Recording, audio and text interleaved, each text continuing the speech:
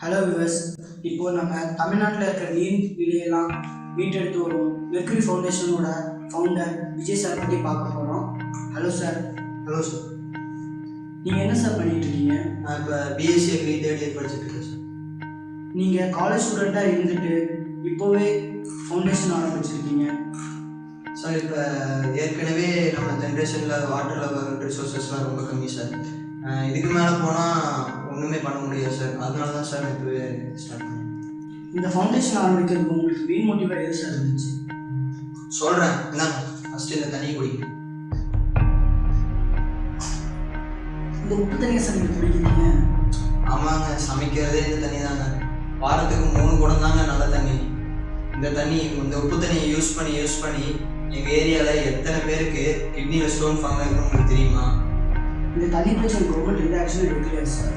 எடுத்தாங்க சார். தெர்மாக்கோலை வச்சு சூரியனை மறைச்சாங்க. அப்போ கவர்மெண்ட் உங்களுக்கு எந்த ஹெல்ப் பண்ணலன்னு சொல்ல வரீங்களா? அப்படிலாம் இல்லை சார், எல்லா ஹெல்ப்பும் பண்ணுறாங்க. ஆனால் பண்ணுற ஹெல்ப் 100%ல் வெறும் 10% தான் எங்களுக்கு வந்து சேருது. அப்போ விவசாயம் சார்?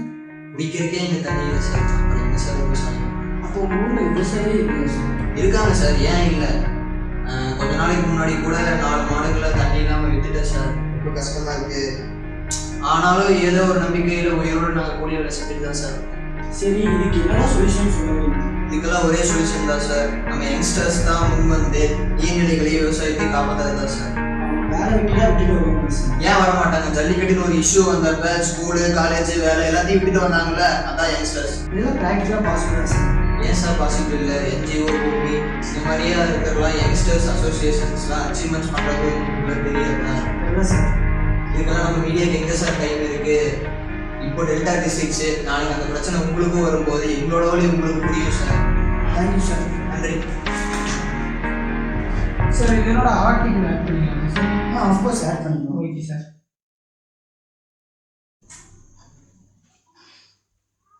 டேய் மச்சான், என்ன பண்ணிட்டு இருக்க? டேய்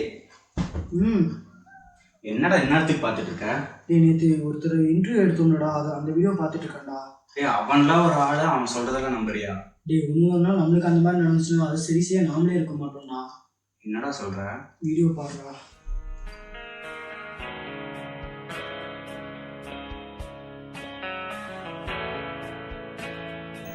இந்த ஷார்ட் ஃபிலிம் வந்து நாகப்பட்டினம் டிஸ்ட்ரிக்ட் நடக்கிற கரண்ட் சுச்சுவேஷன் பேஸ் பண்ணியிருக்கு. So please save water and save agriculture. Thank you.